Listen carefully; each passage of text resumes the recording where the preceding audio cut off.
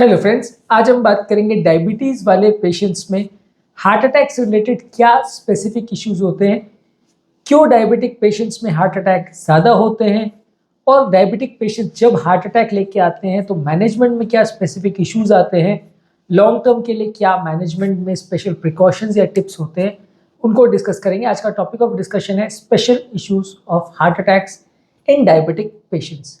Topic पर जाने से पहले जो लोग हमारे चैनल पर नए हैं उन्हें रिक्वेस्ट करूँगा कि चैनल को सब्सक्राइब करें, वीडियोस को लाइक और शेयर करें। डायबिटिक पेशेंट्स को हार्ट अटैक होने का चांस नॉर्मल व्यक्ति से कई गुना ज़्यादा होता है।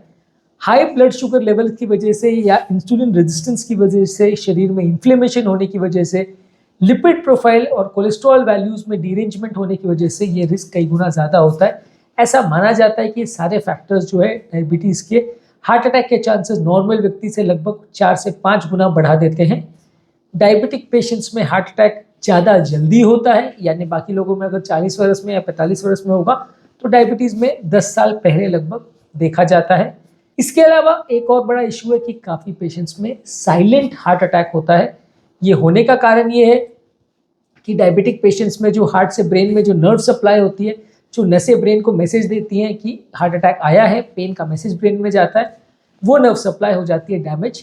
इसलिए जब शरीर में हार्ट अटैक भी आता है तो ब्रेन को पता नहीं चलता है, ब्रेन को मैसेज नहीं मिलता है। इस वजह से हार्ट अटैक और ज़्यादा डैमेज कर देता है और पेशेंट को कई बार एक दिन बाद, कई दिन बाद या महीनों सालों बाद पता चलता है कि उसको हार्ट अटैक आया है। पेशेंट उस समय ट्रीटमेंट के लिए ही नहीं जा पाता है। कुछ वेग साइंस और सिम्टम्स या सिग्नल्स होते हैं, जैसे थोड़ा सा कमजोरी लगना, बेचैनी लगना, सुस्ती लगना, इस तरह के सिम्टम्स होते हैं पेशेंट को, लेकिन पेशेंट उसे इग्नोर कर देते हैं। अरे यार, ये तो सबको होता है, ये हार्ट अटैक थोड़ी होगा। तो लोग ट्रीटमेंट के लिए नहीं जाते, ईसीजी भी नहीं कराते, इनफैक्ट डॉक्टर्स के पास भी जाते हैं तो डॉक्टर्स भी इग्नोर कर देते हैं कि यार कमजोरी सुस्ती लगना तो ऐसे ही हो सकता है, एसिडिटी लग रही है तो वो भी ऐसे ही हो सकता है। तो ये इग्नोरेंस की वजह से हार्ट अटैक का रिस्क कई गुना बढ़ जाता है।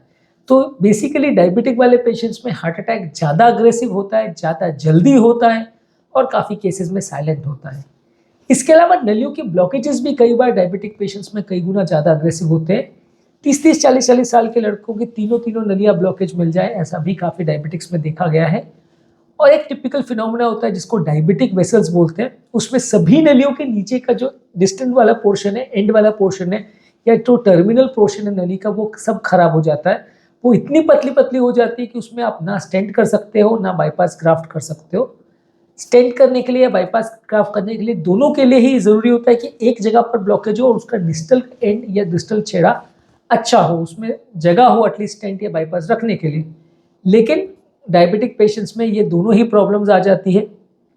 नली का जो डिस्टल एंड है वो ठीक नहीं रहता है, नली का जो डिस्टल पोर्शन है वो ठीक नहीं रहता है, जिसकी वजह से आप स्टेंट और बाईपास दोनों ही नहीं कर पाते। कई बार पेशेंट को सिर्फ दवाओं पर रखना पड़ता है, मृत्यु दर कई गुना बढ़ जाता है। इसलिए डायबिटिक पेशेंट्स में नलियों में ब्लॉकेजेस कई गुना ज़्यादा रहते हैं। इसके अलावा डायबिटिक पेशेंट में जब आप स्टेंट भी करते हो तो भी प्रॉब्लम ज़्यादा आती है, बाईपास भी करते हो तो भी ज़्यादा प्रॉब्लम आती है। दोनों के अपने इश्यूज होते हैं। इसको हम सेकेंड पार्ट में डिस्कस करेंगे, यानी ट्रीटमेंट रिलेटेड इश्यूज पर। इसके अलावा डायबिटिक पेशेंट्स में ब्लड प्रेशर भी ज़्यादा होता है। ऑलमोस्ट काफ़ी पेशेंट यानी 60 to 70% डायबिटिक पेशेंट्स को ब्लड प्रेशर का भी प्रॉब्लम साथ में होता है। इसकी वजह से उनको रिस्क कई गुना ज़्यादा मिलता है। हाइपरटेंशन भी हृदय की नलियों को स्ट्रेन करता है, जिसकी वजह से हार्ट अटैक्स का रिस्क बढ़ जाता है। डायबिटिक पेशेंट में कोलेस्ट्रॉल वैल्यूज़ भी ज़्यादा रहती है, बॉडी का कोलेस्ट्रॉल मेटाबॉलिज्म भी गड़बड़ हो जाता है और इसके अलावा नॉर्मल कोलेस्ट्रॉल वैल्यूज़ होने के बावजूद भी उनको हार्ट अटैक्स आ सकते हैं। ऐसा होने का कारण ये है कि जो बैड कोलेस्ट्रॉल या ट्राइग्लिसराइड है, दोनों बहुत ज़्यादा इन्फ्लेमेशन या ऑक्सीडाइजेशन उसमें हो जाता है, जिसकी वजह से ये पार्टिकल बहुत रिएक्टिव हो जाते हैं और नली में डिपॉजिट होने की टेंडेंसी कई गुना बढ़ जाती है। यानी कि नॉर्मल व्यक्ति का जो अगर 130 कोलेस्ट्रॉल में जितना प्रॉब्लम उसको आएगा, डायबिटिक पेशेंट में 70 या 100 कोलेस्ट्रॉल में भी उससे ज़्यादा प्रॉब्लम आ जाएगा। यही कारण है कि डायबिटिक पेशेंट्स में कोलेस्ट्रॉल कंट्रोल की वैल्यूज़ और ज़्यादा अग्रेसिव करी जाती है। यानी अगर किसी को डायबिटीज़ हो गया तो मान के चला जाता है कि वो हार्ट अटैक का इक्विवेलेंट है, को कोरोनरी आर्टरी डिजीज इक्विवेलेंट बोलते हैं। और वैसे केस में आपको शुगर का कंट्रोल के साथ कोलेस्ट्रॉल का कंट्रोल भी बहुत अग्रेसिव करना पड़ता है। कोलेस्ट्रॉल यानी एलडीएल का कंट्रोल वैसे में 70 मिलीग्राम्स पर डेसीलीटर से आपको नीचे रखना पड़ता है, जो कि ऑलरेडी किस व्यक्ति को अगर ब्लॉकेज या हार्ट अटैक आ गया, वैसे लोगों में जितना अग्रेसिव होता है उतना अग्रेसिव हमको डायबिटीज़ में रखना पड़ता है। कंट्रोल। नॉन डायबिटिक्स में आप 100, 130, 160 भी अलग अलग पेशेंट्स में कोलेस्ट्रॉल रख सकते हो, पर डायबिटीज़ अगर हो गई तो आपको अग्रेसिव रखना पड़ता है। इसके अलावा ट्राइग्लिसराइड्स के लिए भी यही चक्कर है कि ट्राइग्लिसराइड्स भी नॉर्मल व्यक्ति में आप 500 तक भी ना ट्रीट करो तो चलता है, पर डायबिटिक अगर है तो 250 से ऊपर होगा तो आपको ट्रीट करना पड़ेगा। तो ये अग्रेशन जो है ट्रीटमेंट का वो डायबिटिक पेशेंट में ज़्यादा इसलिए होता है क्योंकि इवन नॉर्मल वैल्यूज़ पर भी डायबिटिक पेशेंट्स में हार्ट अटैक को प्रॉब्लम आने का चांस ज़्यादा होता है। इसके अलावा डायबिटीज़ वाले काफ़ी पेशेंट्स में थोड़ा ओबेसिटी भी काफ़ी कॉमन होता है। ये तीनों डिस्लिपिडीमिया, ओबेसिटी, हाइपरटेंशन, डायबिटीज़ ये सब मिला के एक मेटाबॉलिक सिंड्रोम का क्लस्टर होता है जिसमें एक बीमारी की वजह से दूसरी बीमारी का इंटर रिलेशन होता है। डायबिटीज़ की वजह से प्रेशर होता है, प्रेशर की वजह से कोलेस्ट्रॉल का इशू होगा। ये सारी चीज़ें एक तरह से इंटर रिलेटेड होती है और सब एक साथ ही एक ही पेशेंट में देखी जाती है। तो ये मेटाबॉलिक सिंड्रोम जिनको भी होता है उनको ब्लॉकेजेस और प्रॉब्लम्स होने का चांस कई गुना ज़्यादा होता है। डायबिटिक पेशेंट्स में कई बार लोगों की अनहेल्दी चॉइसेस भी देखे गए डाइट के। एक्चुअल में अनहेल्दी डाइट चॉइसेस और लाइफस्टाइल चॉइसेस भी डायबिटीज़ का एक कारण है और ऐसे लोगों में डाइट प्रॉपर नहीं होती, एक्सरसाइज प्रॉपर नहीं करते, व्यसन करते हैं, इसी वजह से उनको डायबिटीज़ भी होता है और इसी वजह से उनको हार्ट अटैक्स और प्रॉब्लम्स होने का चांस भी ज़्यादा होता है। यही कारण है कि देखा गया है कि डायबिटिक पेशेंट में ये खराब लाइफस्टाइल रिलेटेड प्रॉब्लम्स ज़्यादा होते हैं। अब बात करेंगे प्रोसीजर के टाइम प्रॉब्लम्स क्या आती है। प्रोसीजर के टाइम डायबिटिक पेशेंट्स में सडनली जब पेशेंट हॉस्पिटल में आता है तो शुगर लेवल्स कई बार बहुत बढ़ जाती है, 450-500 तक हो जाती है, तो उसकी वजह से डायबिटिक कीटोसिस में चला जाता है पेशेंट। उसे मैनेज करना अपने आप में एक बड़ा प्रॉब्लम है। इसके अलावा डायबिटिक पेशेंट का शुगर लेवल जब बहुत हाई आता है तो इन्फेक्शन होने का चांस भी कई गुना बढ़ जाता है, ये भी अपने आप में एक प्रॉब्लम है।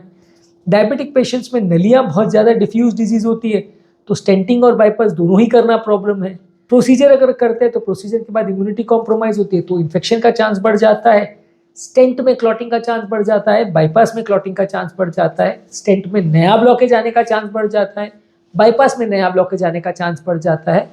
लॉन्ग टर्म सर्वाइवल रेशियोज और लॉन्ग टर्म प्रॉब्लम्स होने का चांस कई गुना डायबिटिक पेशेंट में वर्स होता है एज कम्पेयर टू दूसरे लोगों का।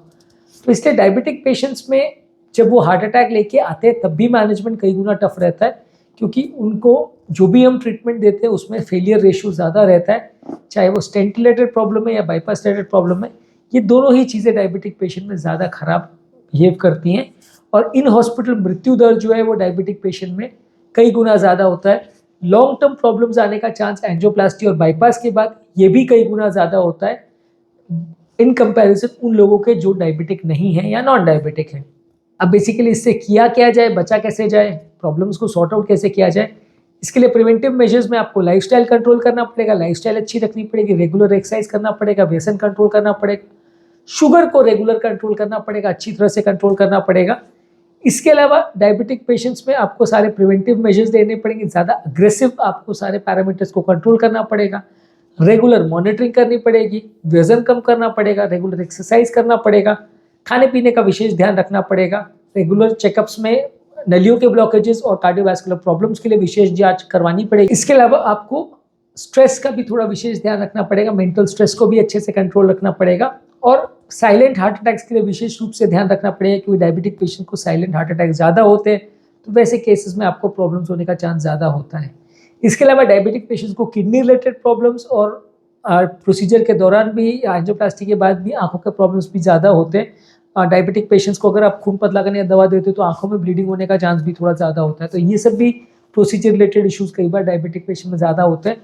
ओवरऑल आप ये मान के चलिए कि अगर किसी व्यक्ति को डायबिटीज़ है तो नॉन डायबिटिक पेशेंट के कंपैरिजन में उसमें प्रॉब्लम्स होने का चांस भी ज़्यादा रहेगा, प्रोसीजर के दौरान भी चांस होने का चांस ज़्यादा रहेगा, प्रोसीजर के बाद भी प्रॉब्लम्स होने का चांस ज़्यादा रहेगा और उसमें ज़्यादा सतर्कता या सावधानी रखने की आवश्यकता होगी। तो आज के टॉपिक का बेसिक उद्देश्य ये था कि डायबिटिक पेशेंट ज़्यादा रिस्क में रहते हैं, क्यों ज़्यादा रिस्क में रहते हैं और क्या तरह के रिस्क ज़्यादा रहते हैं उसको डिस्कस करना।